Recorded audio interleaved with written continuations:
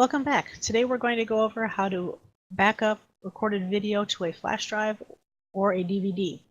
We can also do this with still images as well. So once we've got our video times and dates ready to go, we're going to go back to our playback screen.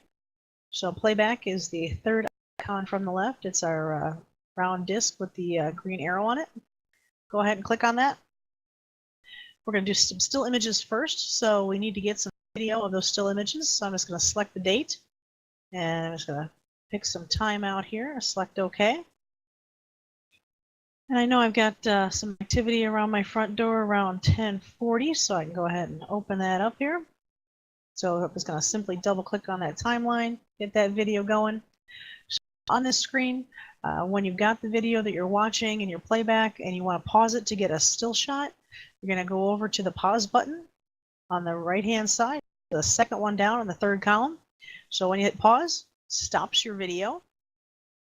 You can go down to the camera that's in the second column, third one down. It says screenshot. If I select that, it comes up with this very long camera name for the file. It's got the camera name, the date, and the time. I do recommend shortening that up and changing it. So I'm just going to call office entry. Oops.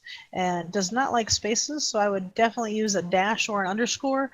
No other special characters though. Forward slashes or ampersands can cause issues, so I certainly would just use a dash or an underscore there. So I'm going to go ahead and set OK. And to start playing my video again, I just click on that pause button again. Comes back up. Maybe I want to do a video, or I'm sorry, a screenshot of it. So I'm going to pick another camera here about the same time.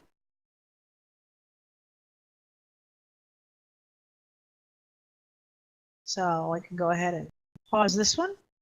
And when I pause this one, the same thing. I go back to that screenshot icon, click on it, give it a name. I'm just going to call it test and say OK. I can play it again. I can keep going through all my videos. I can go through different cameras, whatnot, as needed. As soon as I have all my screenshots, I can go ahead and I can back them all up at one time. So I'm going to stop our playback. And in the lower right-hand corner of our icon here in the third column in the fourth row down, it says Search Images. So I'm going to go ahead and click on that one. Now, make sure you have your flash drive in. If your flash drive's not in there, it's going to give you an error message. So make sure the flash drive, it can be plugged in either in the front USB port or in the back, either way, but make sure the flash drive's plugged in. Gives us a camera name, and there's the image I just took. So I'm going to click on copy, and that's going to copy that right over to our flash drive, and it's going to say copy finished. And then I'm going to pick that other one for office entry camera, select that one there, and I'm going to copy that one again. If I already have a file name there, it'll tell me it does. If I want to overwrite it, I can say OK. If not, I can go back and rename that file. So that's all right. I'm going to go ahead and say OK. Copy finish. Those two files are now on my flash drive. If I need to do any others, I can keep going. If I'm done, I have to click Remove USB at the bottom. It says Remove Securely, and then Exit. If you try to pull that flash drive out before you click Remove USB and Exit, there's no guarantee that that image is going to be saved. When you hit Remove USB, it actually is finalizing that image. So make sure you always click Remove USB, then Exit. The same is also true when we back up video.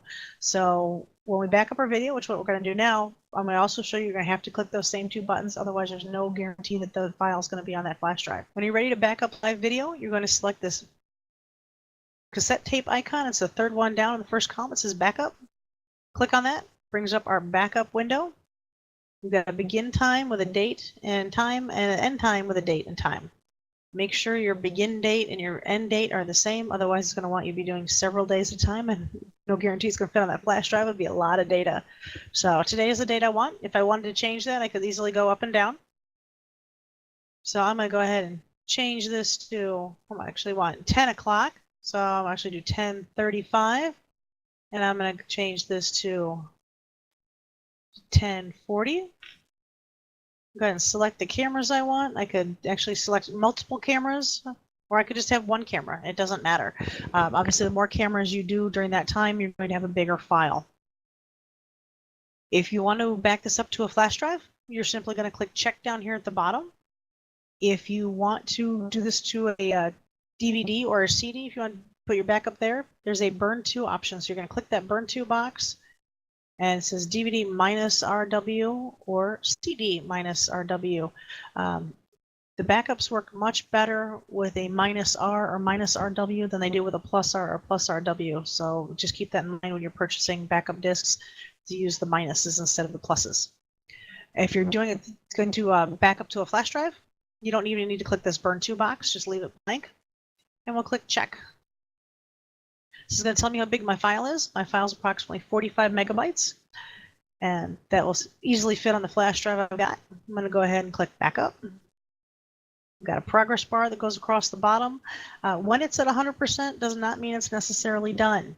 When it is completed, that progress bar will go away. The boxes will be unchecked by your cameras. Your backup data size will go to 0. Now, just like with our still images, you have to click remove USB and then click on exit. It may not let you click on exit right away. When it is illuminated, then you can go ahead and tap on exit. Now you can take that flash drive out and go put it in another computer to view the video if you like. If you have more video you need to back up, simply go back to that backup screen and then change your time. So maybe I just want to do this from an hour or so ago, and I can change this a little bit. I'm just going to grab a couple cameras here. Again, I'm click check. Well, that was a little bit more, so maybe I don't want to do that much. I'm going to uncheck this one and recheck it. 6 megabytes, perfect. Backup.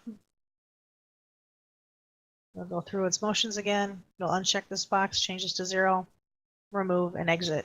So do that as many times as you need with different parameters. If you are done, simply take the flash drive out, and you're welcome to view it in another computer.